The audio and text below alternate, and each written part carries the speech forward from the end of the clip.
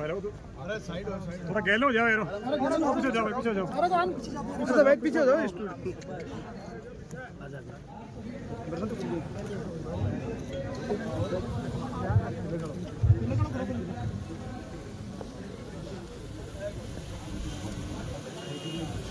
सुभाष जी की में गया, सुभाष जी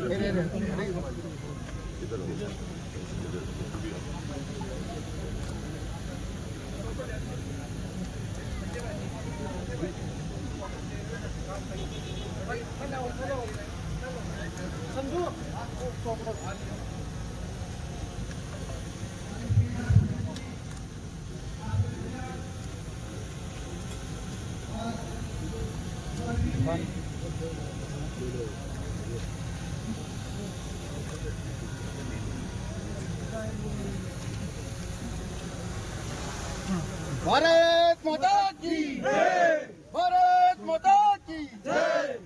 वंदे मातरम, वंदे मातरम, वंदे मातरम, वंदे मातरम। भारत माता की जय, भारत माता की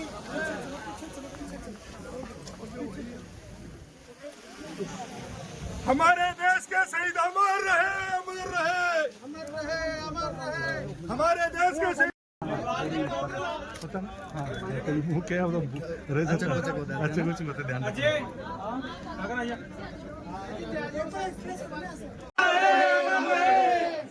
अमर शहीद रामजी लाल, अमर शहीद रामजी लाल, भारत माता की जय। इतना बड़ा काम उन्होंने देश के लिए किया। ये सुकुम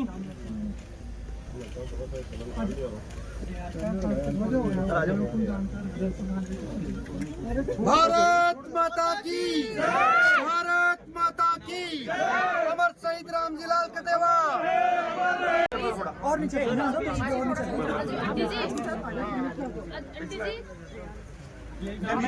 बेटा बेटा एक बार साइड में हो जाओ, एक बार नीचे साइड पर माता जी।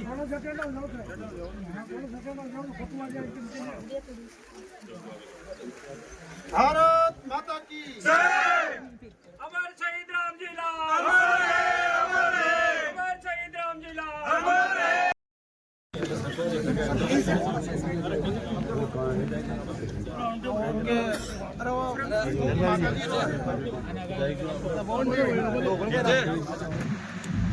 भारत माता की।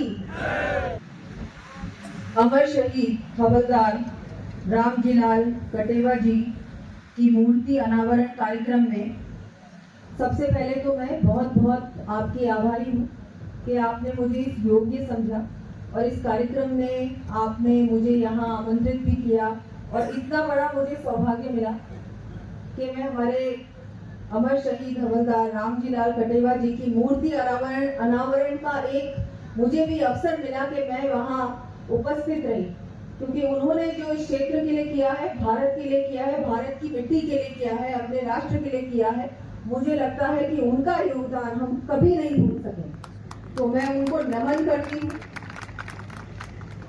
आज मंच पर विराजमान हमारी उनकी वीरांगना श्रीमती प्रभाती देवी जी और समस्त परिवार, मैं सबसे पहले तो उनको नमस्कार भी करती हूँ और मैं उनको जितना उनका मैं आभार व्यक्त करूँ उतना कम होगा, क्योंकि उन्होंने जो त्याग किया है, जो उनका आप सोचिए कितना बड़ा मन होगा जो अपने घर से जब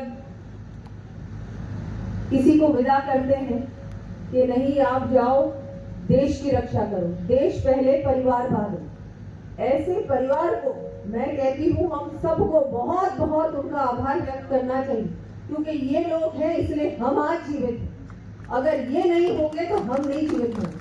तो ये ऐसे परिवार जो हमारी देश की रक्षा में उनकी भी भूमिका बहुत महत्वपूर्ण है, बहुत बहुत बड़ी।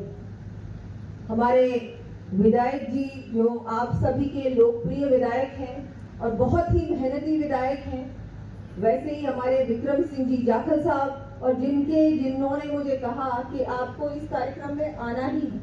2-3 बार कार्यक्रम बना लेकिन किसी ना किसी कारणवश कार्यक्रम कैंसिल हो गया।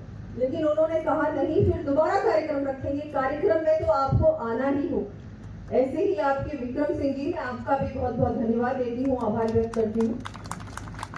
हमारे विधायक साहब खंडेला, श्री सुभाष जी मील साहब, चेयरमैन नगर पालिका नवलगढ़ सुरेंद्र जी सैनी जी, पूर्व विधायक रतनलाल जी, पंचायत समिति सदस्य श्रीमती जानकी देवी जी, श्री महावीर सिंह जी जो सरपंच हैं, और यहाँ विराजमान सभी हमारे पूर्व सैनिकगण, वर्तमान सैनिकगण, मातृशक्ति, सभी जनप्रतिनिधिगण, यहाँ विराजमान सभी बड़े बुजुर्ग, हम सभी के लिए बहुत ही ये गौरव का क्षण है। हम सभी को बहुत एक ऐसा महसूस हो रहा है कि ये जो पल है, ये जो क्षण है, जिसमें इनका आज इतना हम सभी ने मिलकर ऐसे व्यक्तित्व को सम्मानित भी किया, और जो ये पल है, ये जो समय है,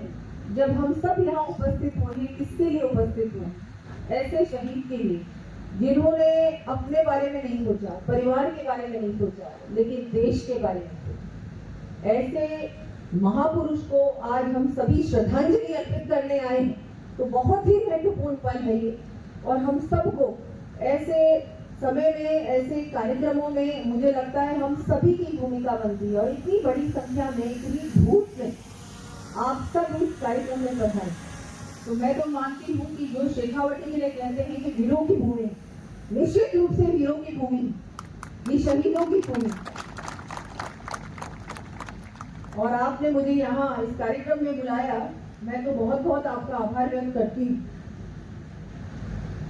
जैसा कि हम सब जानते हैं कि जब से, क्योंकि मैं ये बात जरूर कहूँ, वैसे ये राजनीतिक मंच नहीं है, लेकिन मैं हमारे पूर्व प्रधानमंत्री श्री अटल बिहारी वाजपेयी जी का बहुत बहुत आज इस कार्यक्रम के माध्यम से उनका मैं धन्यवाद देना चाहूंगी, जिन्होंने शहीदों को सम्मान किया तथा उनके पार्थिव देह घर तक पहुंचाने का उन्होंने जो काम किया, उससे पहले कोई नहीं करता था, कोई सोचता भी नहीं।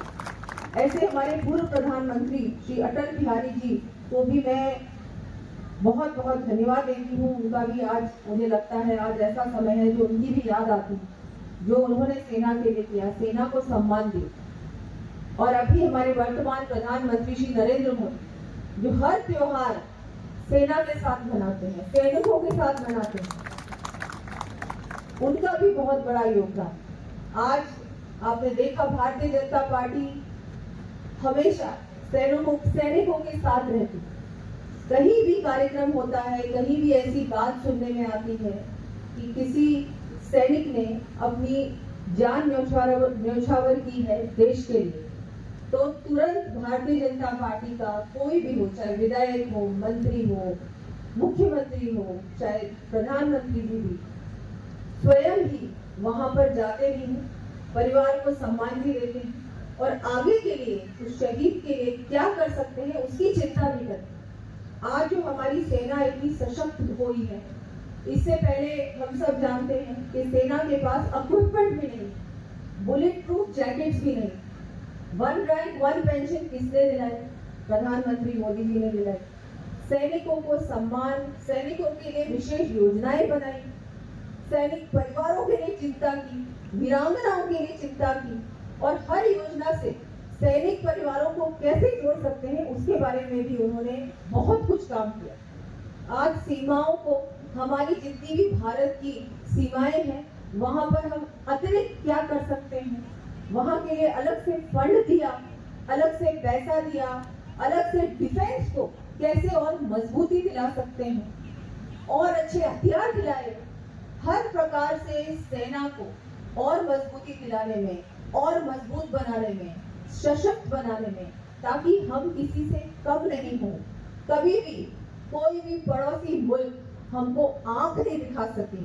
वो जो सम्मान मिला है वो सिर्फ और सिर्फ प्रधानमंत्री मोदी जी ने दिला है, और आज इस मंच के माध्यम से मैं उनका बहुत बहुत आभार व्यक्त करती हूँ।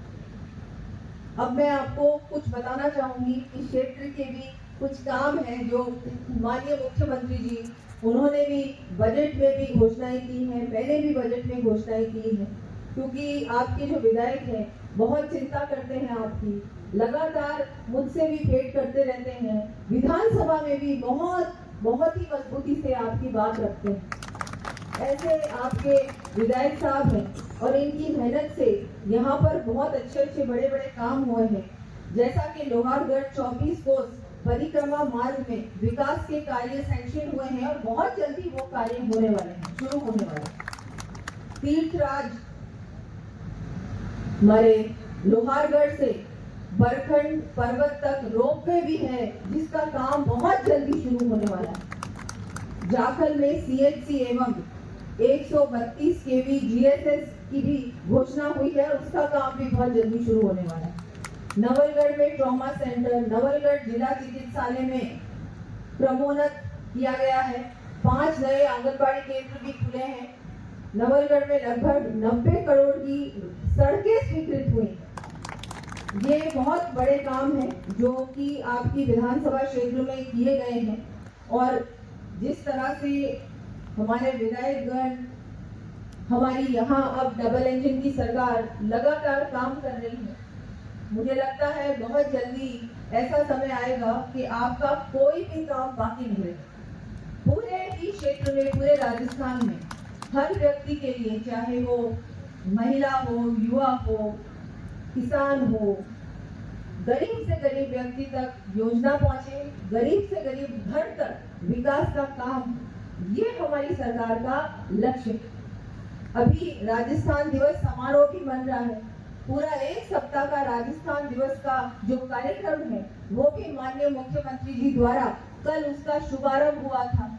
और आप सोचिए, बाड़मेर जैसा क्षेत्र जहां आपको कभी कोई सोच भी नहीं सकता था कि लगभग 30,000 महिलाएं वहां पर उपस्थित होंगी और उस कार्यक्रम में हमारी 30,000 महिलाएं पधारी, कम से कम 30। बाड़मेर में तपती धूप, आप सोचिए वो क्यों आई थी? वो इसलिए क्योंकि उनको विश्वास है मोदी जी पर, उनको विश्वास है भारतीय जनता पार्टी की सरकार पर। और मैं आपको पूरा आश्वासन देती हूँ कि हम सब मिलकर आपके विश्वास को कायम रखें और न केवल कायम रखें, हम मिलकर प्रयास करें, क्योंकि जब प्रधानमंत्री जी कहते हैं सबका साथ, सबका विकास, सबका विश्वास और सबका प्रयास, तो सबका प्रयास, सामूहिक प्रयास होगा तो कोई भी ऐसा व्यक्ति नहीं है जो पीछे रहे।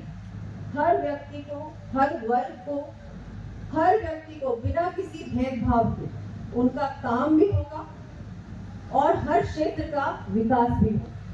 तो मैं आपको पूर्ण रूप से आश्वस्त करती हूँ कि हम सब मिलकर अच्छा काम करेंगे। राजस्थान को विकसित राजस्थान बनाने का जो संकल्प लिया है हमारी सरकार, उस संकल्प को भी बहुत जल्दी पूरा करने का हम सब मिलकर कार्य करेंगे। क्षेत्र की एक महत्वपूर्ण एक मांग है जो मेरे पास आई है, तो मैं आज इस बात को, क्योंकि आज हम सब यहाँ हमारे अमर शहीद रामजीलाल कटेवा जी के मूर्ति अनावरण कार्यक्रम में सब आए हैं और ये एक बात परिवार की ओर से भी मेरे पास आई है और हमारे माननीय विधायक गण ने भी कहा है कि इसको करना है आपको। तो मैं आज एक सड़क की घोषणा करती हूँ कि गांव खिरोड़ के राजस्व गांव तुर्कानी जोड़ी से कैमरी की ढाणी तक 5 किलोमीटर डामर सड़क मार्ग शहीद हवलदार रामजीलाल कटेवा के नाम से बनवाने की घोषणा करती हूँ।